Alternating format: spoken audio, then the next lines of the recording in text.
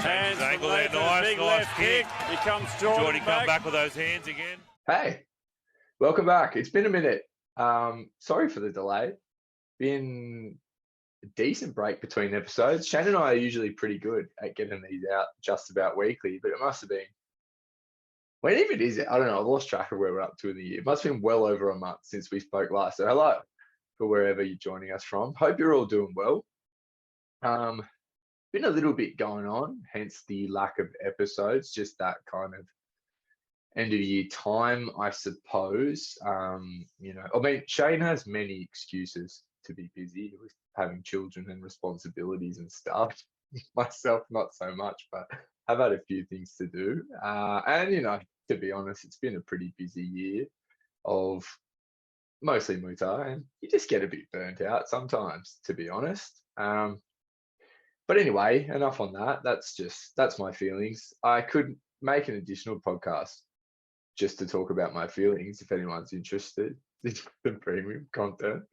But there has been a lot going on. I have been on tour, just going around the whole country, just being a pest. So let's talk a little bit about that. I made my MMA commentary debut a couple of weeks ago. Was lucky enough to go down to beautiful Torquay, Victoria, to commentate Salt Fight Series, which was absolutely sick.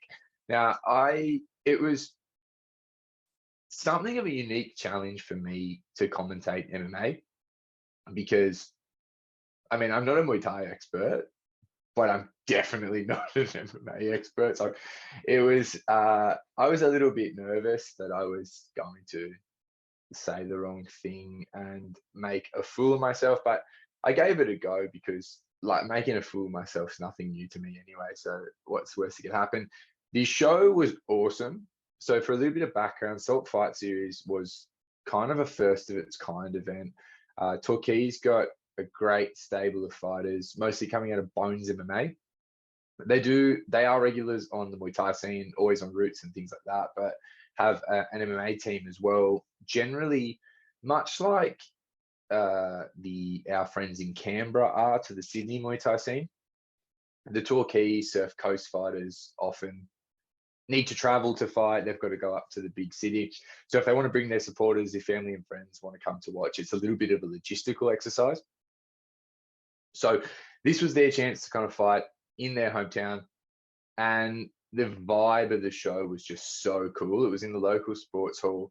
What I really liked about it was the way it felt like the community had got behind putting this event on. So down in Torquay, the drinks were Bells Beach Brewery, a local gin distillery had done the cocktails. There were a lot of local sponsors, and Matt and Will, the promoters, did such a cool job of setting something up to not just put on a fight show in Torquay, but really it was a pro and amateur event, but they really wanted to put on something that not just gave these guys a chance to fight at home, but really gave them something that they could make a memory. And the production value for what was like, it was not a bright lights kind of arena. It was an afternoon in like we said, the local hall. Food trucks outside, really cool, relaxed vibe, but still had a screen up playing a little bit of a promotional piece whenever one of the locals walked out, which got a big cheer from the crowd. I just thought it was a really, really cool vibe to be a part of. So it was really cool to just test out stretch the extent of my commentary a little bit into something less comfortable. I had really good broadcast partners. Christian Topoulos knows what he's talking about when it comes to jiu-jitsu, so that helps when they hit the mat. I don't have to just kind of grab ass and pretend I know what I'm looking at, but gave it a go. I tried not to approach it as, just Muay Thai guy commentating MMA. Tried to be a commentator, and hopefully I didn't fuck it up too badly. So thank you, Salt Fight Series, for having me down.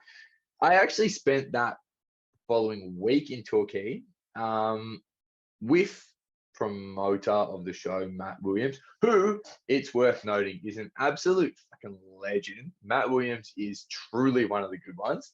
I stayed down in Torquay, trained with the guys at Bones MMA, who are really, really cool. Like the vibe at that gym's unreal. They've done a great job of building nice gym culture. Everyone's super friendly. All help each other out. I was just kind of swapping ideas with the guys there. They made me super welcome, and all big fans of Muay Thai, so they were kind of quite happy to have me there. And as you could imagine, people are not often happy to see me, so it's nice to go somewhere where people act like they're glad you're there. So I had a really cool week in Torquay. Really enjoyed getting to know. I know a lot of their fighters. Like we've had Isaac Tomlinson on the show before, but don't know them as well personally. So nice to get to know the guys a little bit, punch face with them. So that was pretty sick. That's one of the reasons why we weren't recording, because I was just enjoying beautiful Torquay. Stuck around in Victoria and shot up to Melbourne. It was a busy stretch actually now that all in retailing. So I went from Torquay back up to Melbourne, where Bones, the guys I've been training with, had 2 guys on routes, and of course there was a massive Rebellion card to follow. So I went up to Melbourne for that. Was lucky enough to get into the commentary booth with Pinky. Oh, appropriate choice of shirt for myself. Yeah, I was there just to watch, but was actually lucky enough to do some commentary that afternoon as well, which was awesome. Roots is coming along. I mean, has come along. It's not a new thing, of course, but it's crazy to go to Rebellion now and you watch the quality of what is. And I think coming into a Rebellion show, you could, just looking at the way it's structured, we've got kind of the afternoon sort of build-up show. You could think that's kind of like amateur or some kind of novice show, but it seriously isn't. Like the pros that are on Roots are so good now. And I think a big part of that is the engine room for talent that Sai and team have created through the Muay Thai Victoria events. And because you're looking at guys coming in there, and I had a lot, I didn't have in my commentary information, I didn't have amateur background, I just had pro records. But looking at some of the early fights on the Roots card, I would see professional debut, and the amount of skill coming out of Victoria right now for their up and coming fighters is mind blowing. Absolutely unreal. A few guys really to watch. Also on that Roots card, it was cool to see a couple of good heavyweight fights. So interesting that there does appear to be, a strong stable of heavyweights coming up in Thai boxing, which of course in, true Thai boxing events in the past, they've sort of been few and far between. But like I mentioned in the broadcast, you got Al Husqvarna at the top of the pack there. Seems to be a lot of up and comers in the heavyweight division. So something of a changing face, especially in Victoria and Muay Thai, but everything heading in the right direction. And that was my trip to Victoria. A lot of fights watched and a lot of good times. Of course, I've left it a little bit late for a full recap, but Rebellion was absolutely massive. Dual world title co-main events.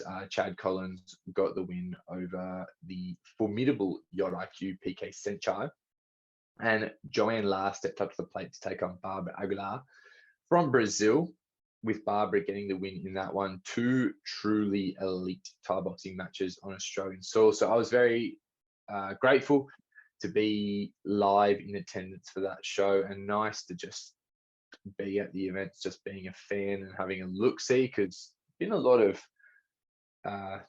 jobs to do on the New South Wales shows this year if I'm not fighting, refereeing, commentating, all stuff that I like to do, of course, but still cool to just kick back and enjoy. That was a great card.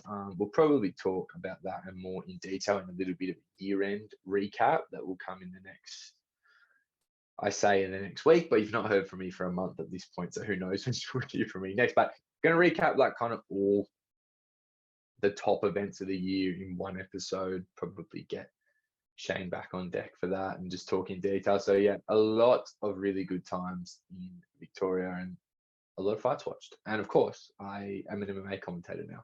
So if you're putting on an MMA show, feel free to hit me up. Let's get into it.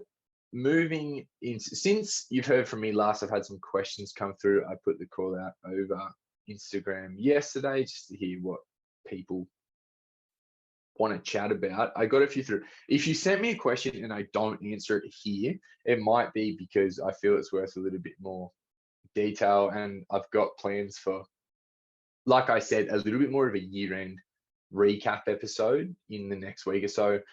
So I saved some questions for later, but I will just do a skim through of some of the cues I got. So if I missed you, don't worry about it. Or maybe you just ask me a crap question. No, I'm trying not to be.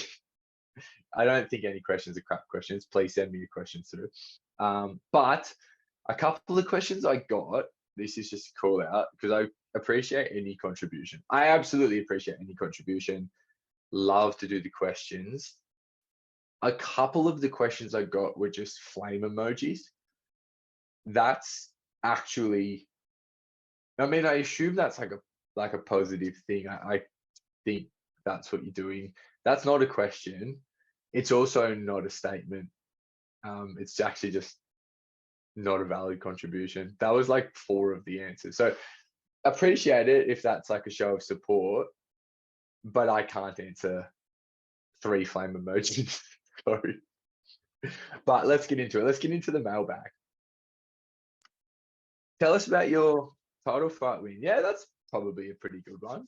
We didn't chat about that because I've been so lazy and we've not done a recap. Again, I'm somewhat disappointed in myself, I guess, that we didn't sit down and recap 1774. It was a month ago today. Time flies, but an absolutely sick event, top to bottom. One of the best. I mean, I was on there, so I could be biased, but I'm just talking about the stuff that I saw that I was not a part of. Absolutely one of the best events that we've had in New South Wales in recent years. Some sick fights. Ibrahim Abu Saleh continues to shine. David Pettenpade back in the win column with a massive one over Detrip.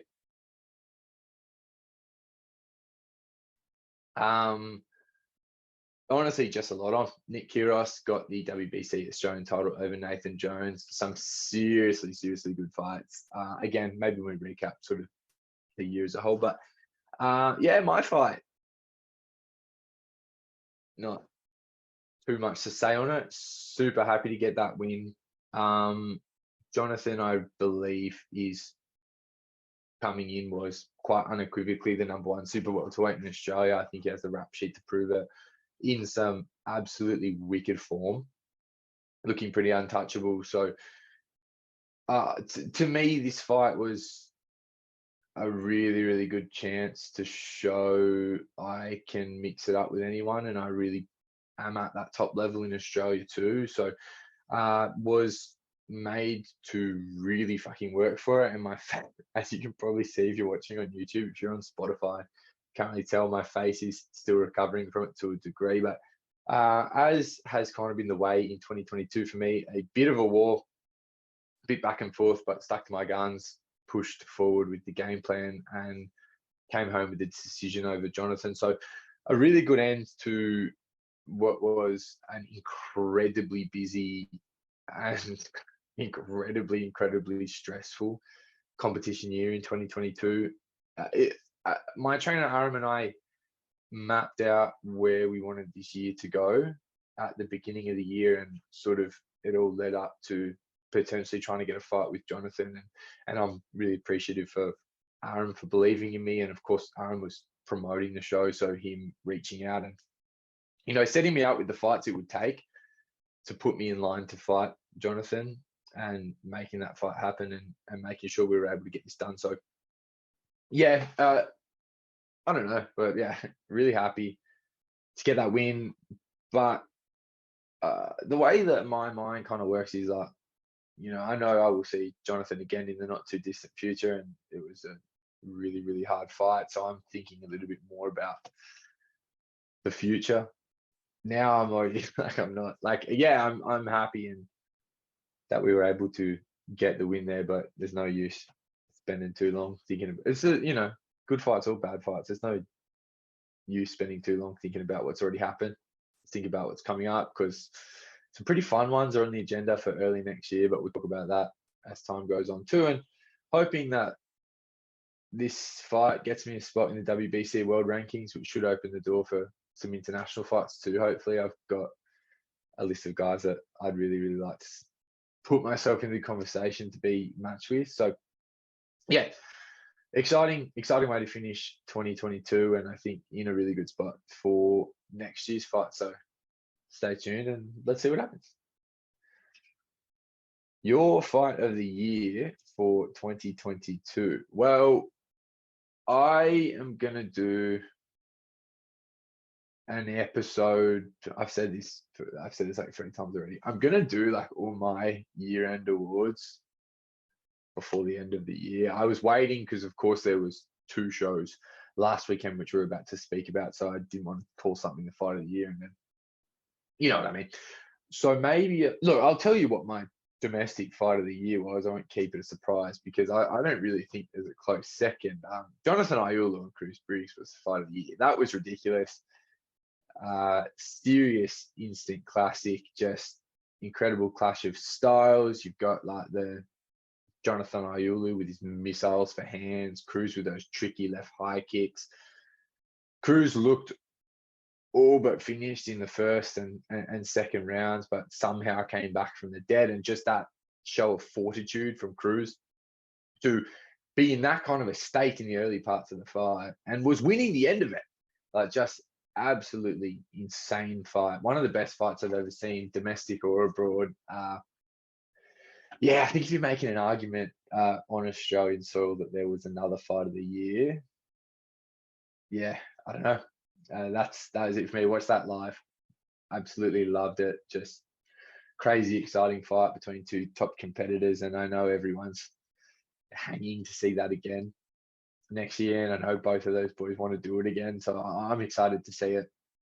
Yeah, really, really good fight. That's my domestic fight of the year. I'll talk about that again when we do it all. But my international fight of the year, I watched many fights this year, just for a change, just doing something different. I was doing something different in 2022.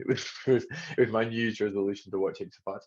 So they all kind of melt together. So I'll go back and have a think about this. But for me, fight of the year, it's pretty difficult to go past Chor Fah versus Petdam on the Petchindi show. That was amazing, just the story of it. Petdam scoring the points early, Chor Fah just that coming back like a zombie, 5th round knockdowns. Petdam, I think in a lot of ways was lucky to survive that 5th round. That was pretty well out on his feet. I think the decision was a little bit disappointing. I probably think Chor Fah had done enough to snatch that one back, especially given he was coming on so strong late that the officials called it a draw. Ignoring that, just incredible fight. I love Chor Fah. I've been a big fan of his for a long time, and yeah, it was a little bit sad to see his result in 1 the other day against Tagir. But yeah, he's just an animal and no quit in him. Petdam, of course, we know, technical kick stylist, has really made himself famous in 1 championship recently. So that was the number 5. If you've not seen it, maybe if you're lucky, we'll put it in the show notes. But you could also just look it up yourself. I can't do everything for you. So that's my domestic and international fights of the year. Like I said, upon review, that might change, but they're both pretty good. I won't change my answer on the domestic fight of the year. That's a lock, but I've got to think about which other fights I watched. Moving on. Tell us about, what are your thoughts on Liam Harrison's announcement of his Hitman fight promotion, Hitman fight series, and the partnership with Yokow? Sounds cool. I don't have too many thoughts on it. I listened to that podcast where they kind of announced it. I like where Liam's head's at in putting this together. I think some of the issues he described in terms of like promoters kind of not always working together and not kind of acting in the interests of the Muay Thai scene and more so, just not like creating a calendar, just kind of working against each other. I think there's been examples of that probably in every country that has a Muay Thai scene. Also, I think similar sort of not issue that we're having in Australia, but conversation that we're having in Australia right now, where like describing the focus of shows has become so much about the grassroots that it has kind of created a need for that top tier, that sort of premium quality show. And that's where the Yokkao partnership comes into it. They really want to do something on a little bit more of a grand scale. And I like the sound of that. It's nice to see, promoters trying to put on something that's of a, that is a professional product that you can sell tickets to and really feels like a large scale sporting event. So excited to see what's to come. The most exciting news of that podcast, though, which I had already been told, but it's cool on a podcast, is to hear that two of my friends, David Penapede and Josh Hill, are going to be fighting on that show. I'm really, really looking forward to that. I think that's a really cool fight. It's funny to me that these two are even the same size these days, because where I met Josh was actually when he was training with David. We were all in Thailand together. Ben Kant was also there from WA. Josh had recently fought Ben Kant, and I think 65, 66 kilos. David at the time over in Thailand was fighting at 80 or something. So like the idea that the two of them, Josh has come up a bit and David, of course, has gone down quite a lot. It's funny that they've even ended up in a place where they could fight each other, but a really, really fun match. And happy to see more Australians getting the call up and these bridges getting built with international shows, because David is, of course, a high caliber, an international caliber fighter. So yeah, really looking forward to that. There was some other massive fights announced for that card, but I don't have them in front of me. So yeah, look, not heaps of thoughts on Hitman fight series, but excited to watch it come together. Maybe we could have Liam Harrison on the show to discuss it. I'd like to. I'm sure he gets a lot of requests to be on podcast. So if any of our kind listeners know him personally, put in a good word for me and we'll do a preview episode. Final question from my mailbag, from aforementioned legend Matt Williams. State versus state. How does the top tier stack up, and what about the amateurs? That's a good question, and I think that is a good question to review, because when we had Pinky on earlier in the year, we had a discussion like this. We went state by state and kind of just had a look at sort of what the movements were, how things were looking. And I actually think, look, it could be a whole episode. So I will just breeze over this, because I think a lot has changed since the last time we did a state by state breakdown. And I have some news that I've been given permission to share. So to answer it sort of quickly, I think the state to watch right now is Victoria. Like we touched upon earlier, speaking about roots, the quality of entry-level pros is absolutely incredible. And that is down to the amateur system that's been developed to allow these guys to get some ring time, get comfortable, and really come into their professional careers with polished styles. So it's something that I think has been a building idea across, New South Wales has been going quite a similar direction. I feel both states were at a place where a lot of the top tier professionals had kind of moved on, and maybe there hadn't been the next rung to replace them. So there was a little bit of just a little bit of a shift where we were at a place where fighters were at that up and coming level. And the question becomes, how do we develop the next level of talent? So with New South Wales, it's been about the development day thing. And I think, for those who don't know, our novice amateurs fight on regular events in gyms, not like a big for-profit kind of thing. They wear sparring kit, and that's been evolving. But now I think Muay Thai Victoria has taken that idea and just sort of pushed it up a level with the Muay Thai Victoria events. So these are just true amateur style events, like they're on sport halls, no sort of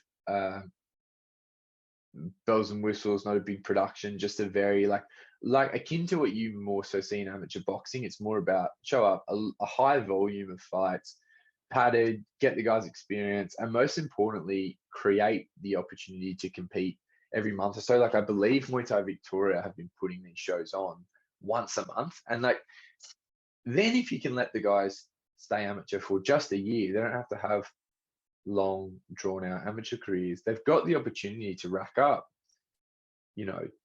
10 to 12 fights and really put themselves in a good place to not so much be finding their style in the pros. They've kind of locked in on what their style is. They've had a chance to get used to scoring points in a true Muay Thai format, just getting comfortable with the idea of competing. And by the time the pads are off, you're looking at a really high quality product.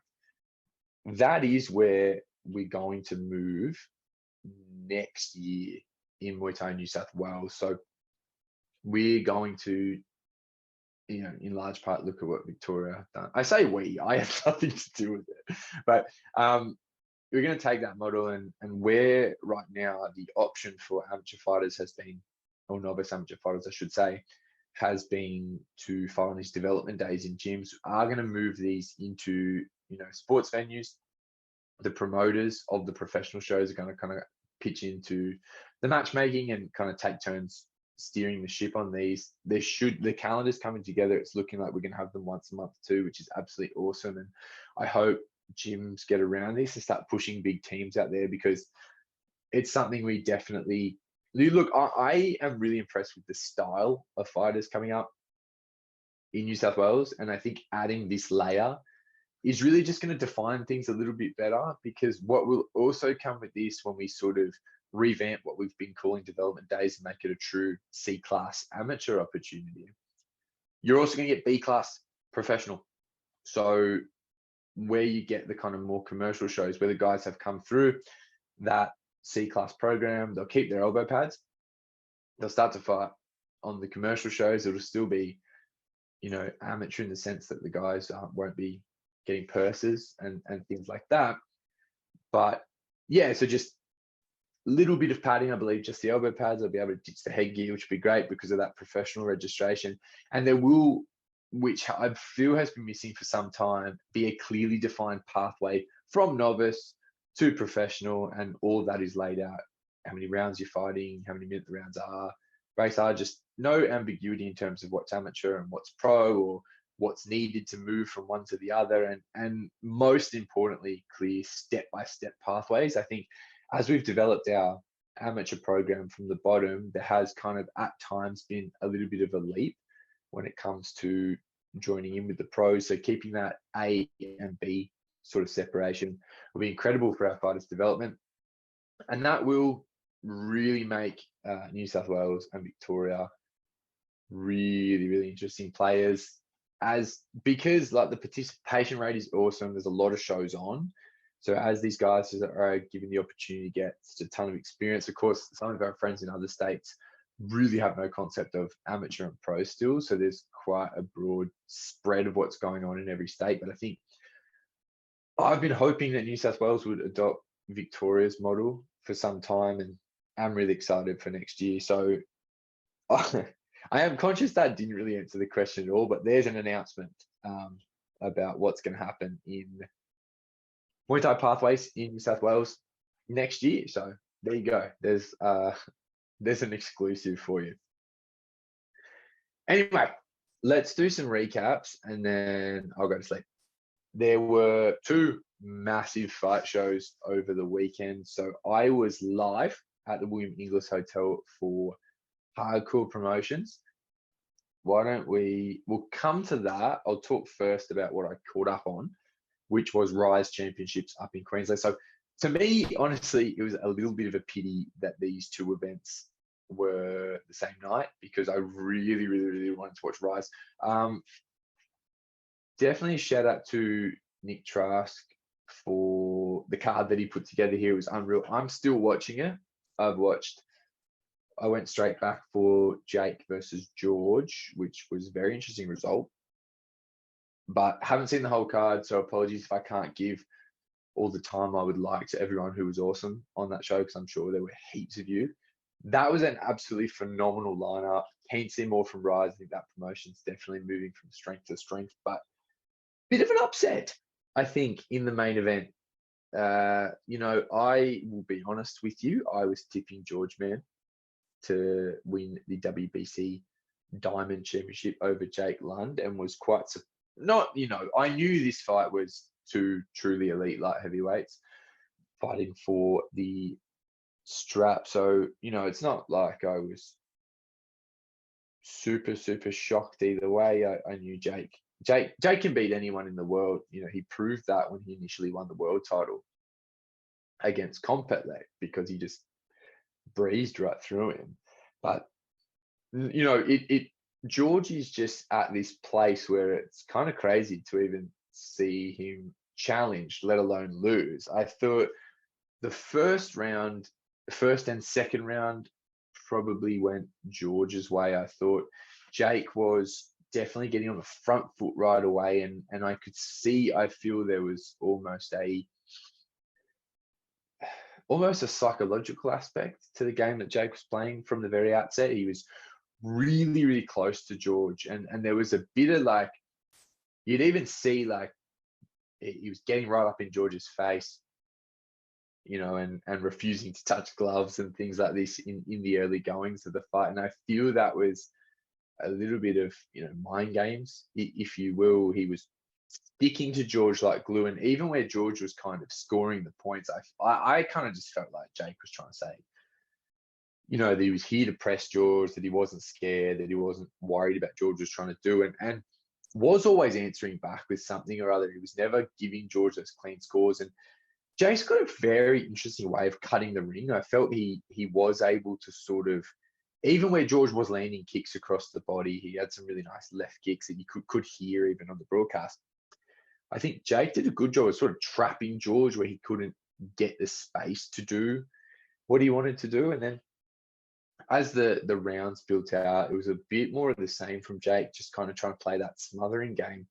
Jake also, he has this fantastic distance on his punches, where I feel that was a great way to negate the reach advantage of George, which is the challenge for everyone fighting him. Is that Jake is really good at throwing punches at just the very end of his range. So it's like he was the fighter at a range disadvantage, but he was using every centimeter that he had, and that kind of evened the playing field a little bit.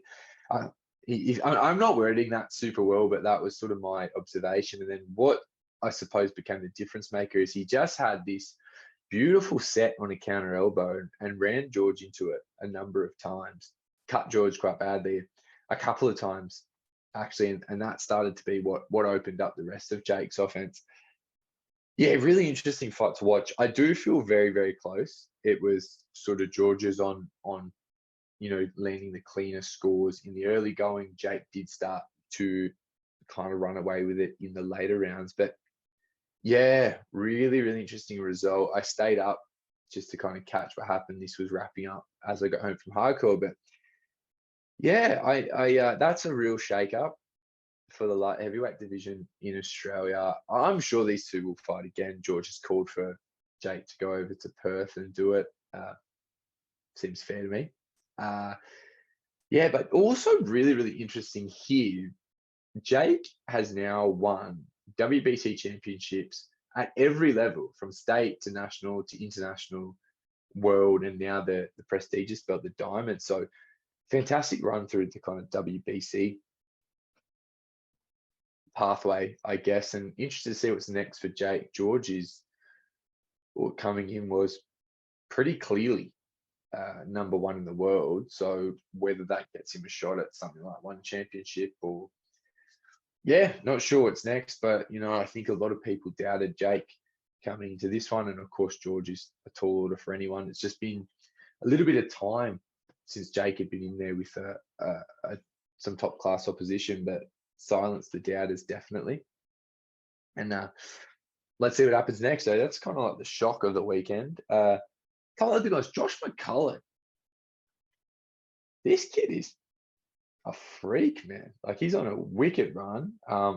Stopped Arona up there in Queensland. I think he cut him bad. I think stopped him with the leg kicks in the end. That was absolutely wild. Like, I think Josh has kind of flown under the radar for some time. And I mean this with the utmost respect because he looks 12. But like, what a year, knocked out Nathan Jones up at Your Harbour on 1774. Won the Rise title. They stopped Torn a pretty crafty tie, and now defended the Rise title against another really strong tie in Orono. So interested to see what happens next for him. Starting to hear some talk of Josh McCullough versus Ibrahim Abisala from PTJ. I like it. Ibi's one of my favorites, has been for a long time. And they did fight in the amateurs. I've been reminding people of that as this comes up in conversation. They fought a couple of years ago late in Ibi's amateur career. Josh stayed amateur for a while, but Josh actually got the win. So it'll be interesting to see them do it again as professionals. And yeah, I've been very, very impressed. I'm picking up what Josh McCullough's putting down this year, and let's see what's to come for him. Also want to give a shout. I haven't been able to get back and watch this fight. I apologize. I should have. But Lucy Deadman, there's another one that is on an absolute tear. I'm a big fan of hers. It can be difficult for mini flyweights to find fights because they are very small.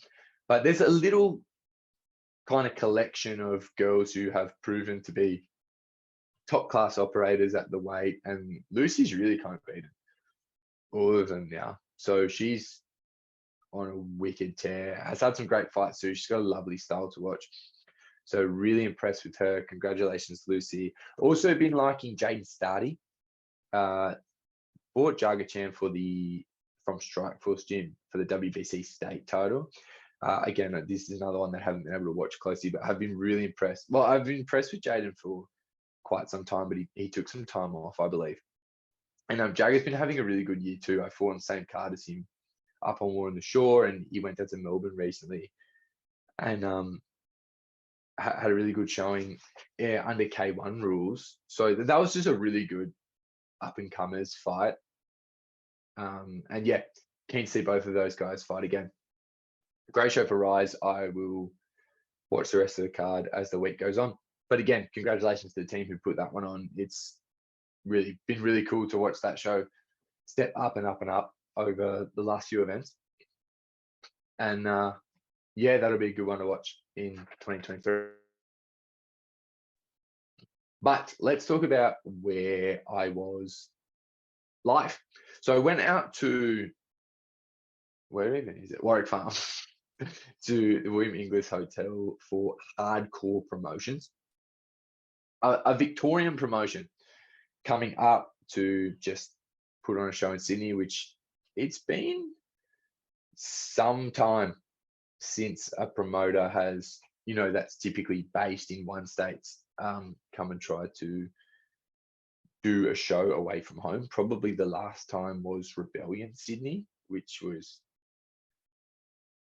some number of years ago. I don't know. So yeah, look, a pretty gutsy move, and did not go lightly with it. Brought a massive card. I think there were some complications. A couple of pretty high-end fights fell out at the last minute, but still a really, really good lineup. Let's just breeze through sort of some. Look, again, I was doing a little bit of cornering and a bit of this and that, so I didn't get to see every single fight. So I'm sorry if I can't go into too much detail. If you were on the show, I think you're awesome. But let me talk about what I did get to see. Dylan Wickham versus Carl Buggy. That was a sick match from the very beginning. This honestly, to me, was one of the ones I was most excited for. I've been watching both of these guys fight. I actually think they both started like this year. So I've been watching both of them fight this year, but both been busy. Both were coming into like their 7th fight of the year or something. Kyle also was unbeaten in 6 starts. So cool to see guys kicking off their careers this busy, because that's how you develop well, and it's also how you allow the Muay Thai community to sort of become a fan of you, and that's what both of these guys have done. But I knew this was going to be an awesome fight, and of course was training down at Bones with Dylan. And yeah, I really like him. Real crafty operator, and just has a great attitude to his training. Like, he's had some fights against guys that are way more experienced than him, and he's not one to kind of get knocked by that. Just wants to fight as much as he possibly can, and learning lessons, and just, yeah, trains, like, got a great work ethic with his training. I like him a lot. Dylan looked good in this fight. I chatted to him a little bit before he walked out. I said, "How you feeling? You got a plan?" And he kind of said, "Look, I want to." He was reflecting really well on previous fights. He said, "I want to, you know, come in with confidence and kind of crush the distance and do my work in the clinch. I want to lock on, and I feel that's where I'm strong." And I liked the purpose in what he told me, and then I really liked to watch him go out and just sort of do that. He was great. Like, in particular in the first 2 rounds, he just secured these really nice locks and was just really well positioned. Entered very tidy, just controlled position really well, scored his points. Really liked it. And Carl had a great third too. Wasn't giving that one away, but and was quite a close one in the end. But yeah, Dylan got the win. This was good to watch, and it's one of those fights. So you're just watching 2 guys that are, if they carry on the way they're going, they'll both be really high-end professionals in the not too distant future, and it's cool to watch them. And they'll probably run into each other again with the activity that they have. But was happy to see Dylan take that one, and always enjoy watching Carl fight. I always enjoy watching all the more you guys fight, to be honest. They're great. These aren't in order in how I wrote them down, so this might be a weird way to explain. But Brandon Spain is a bad man. Was interested in this one because, of course, Singnam has recently joined the PTJ Muay Thai team. PTJ have a great history of bringing in high-end Thai trainers who become fixtures on the local fight scene and have a lot of success. Like, Sing Payak was very difficult man to beat at about 65. Of course, Pechawang started out training under PTJ Guang Nern, had some pretty crazy fights and pretty crazy KOs while he was here. So knew that there'd be something interesting to see in this one. Brandon Spain had spent some time on the shelf, so I was interested to see how this one kind of played out. But Brandon too strong in the end, just really poured the pressure on from the outset. Body punches, moving into his elbows, cutting them quite early. And the pressure ultimately was just too much, and scored a pretty scary KO.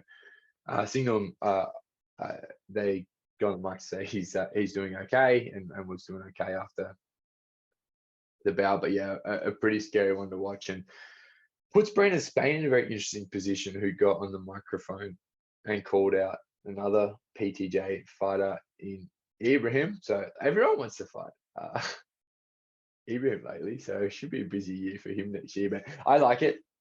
Maybe we'll see that one in 2023. But pretty crazy KO.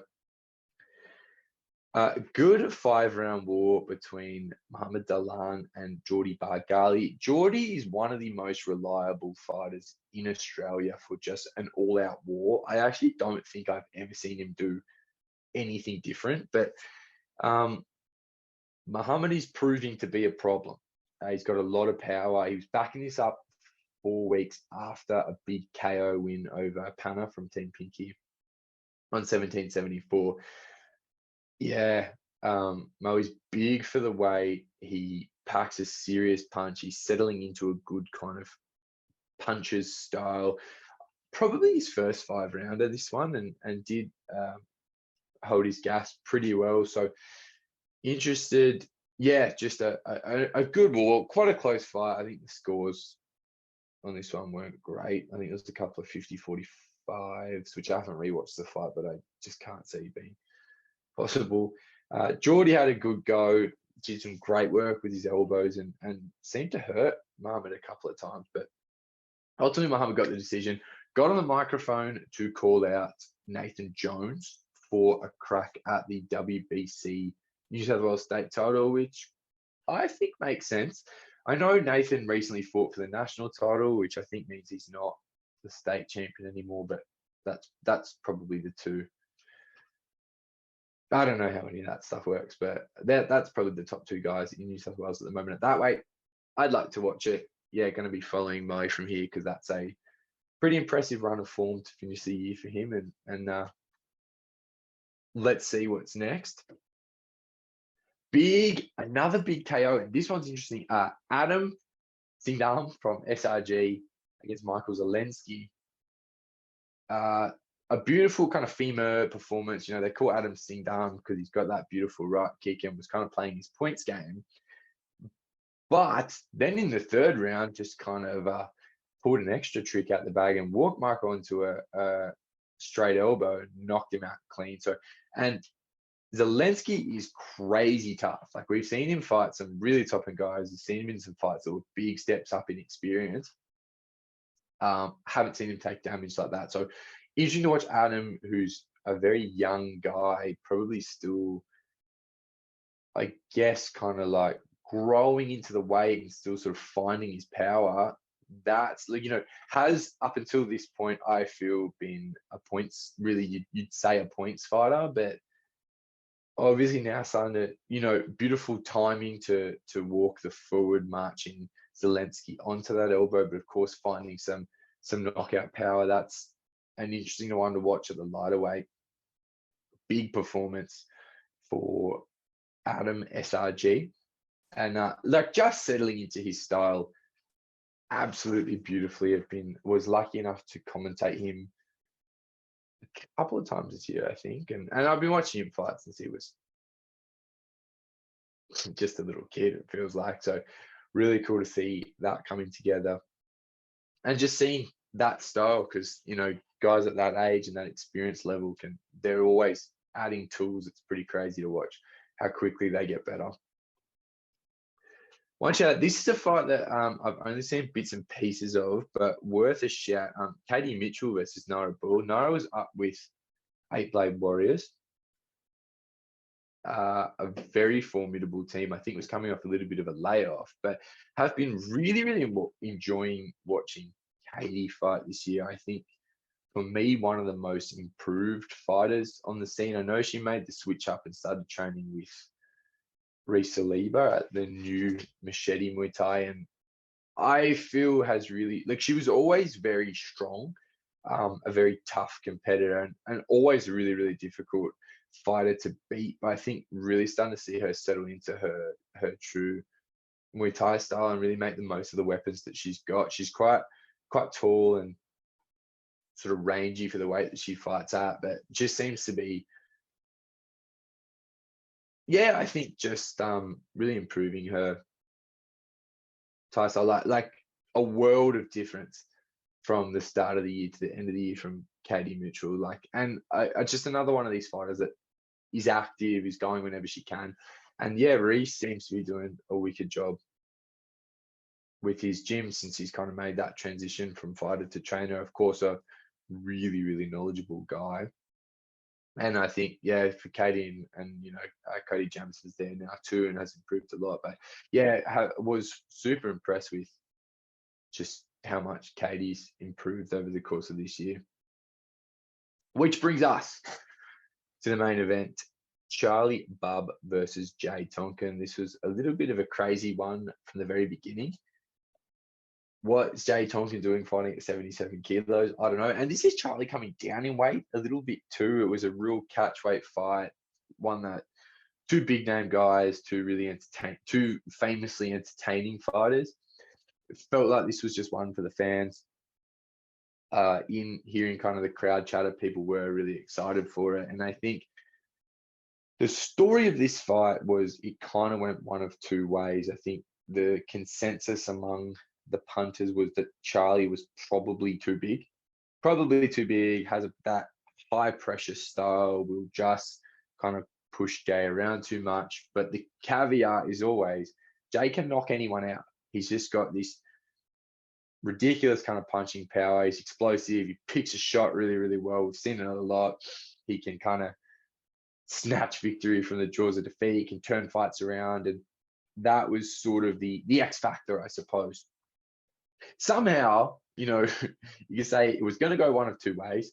Somehow it went both of those ways. So Charlie, in coming out early, was scoring the points, doing what Charlie does, pressuring, really making his range a problem, like pushing Jay around the ring, kind of just holding him against the ropes, just with volume offense, and keeping himself at a place where Jay couldn't really hit back.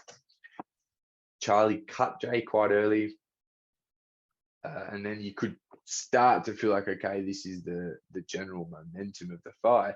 But then in the second round, Jay hit the kill switch, whacked Charlie with an overhand and floored him. I think dropped him twice, or sort of flash knocked him down once, and scored an 8 count another time. And for a moment, it looked like Jay was going to get this. Like, Charlie was on wobbly legs. I think Charlie just doesn't have that switch where he was going to sit back and recover in that second round. He kept coming forward to fight Jay, and Jay really started to find his range on those hands, landing almost at will. Went to the stool after the second round, and then Charlie got the chance to recover, kind of came back and was a little bit more of the same, just working that volume offense, switching stances, not giving Jay a stationary target to unload those hands. Of course, Jay was absolutely unloading in that second round, so there's always the adrenaline thing to think about. Then Charlie, kind of, as he does, building momentum, started to land more and more. Then in the fourth round, it really was all one-way traffic Charlie's way. But Jay just proves all the time that he's never to be counted out. He's always capable of ending a fight, because he cut Charlie really bad in the fourth round when it looked like it was all over for him. So Charlie had that to think about. Of coming into the end of the fourth round, Charlie was really sort of having his way. And I watched Jay walk back to his corner and was starting to feel a little bit like he wasn't quite there anymore. And like, you know, his corner was struggling to make him sit on the stool. He was sort of walking around, and they made the decision to end the fight. And I was glad they did. I didn't really want to watch Jay go out in the fifth round after the amount of damage that he'd taken. I think that was the right call. I don't think Jay protested too much either. Just so, you know, as advertised, a pretty ridiculous war from Jay Tonkin and Charlie Bubb. A funny year for Charlie. You know, he had some late pullouts and things like that. Didn't quite get the year he wanted, but Charlie will fight anyone. It's always a yes from him. And Jay, I'm interested to continue following. I've been a big fan of him over the years, but I would prefer... Look, I don't know whether he just really wanted to have a cool, fan-friendly fight, and that was the logic behind stepping up to 77. But I'd like to see Jay back down at middleweight if he's going to continue. I think there's fun fights for him there, and I'd like to see him in a place where he's at his best. So, yeah, let's see what happens coming into the new year. But yeah, Hardcore Promotions, cool show. Let's see if we see them back up in Sydney, or they'll stick to Melbourne. Who knows?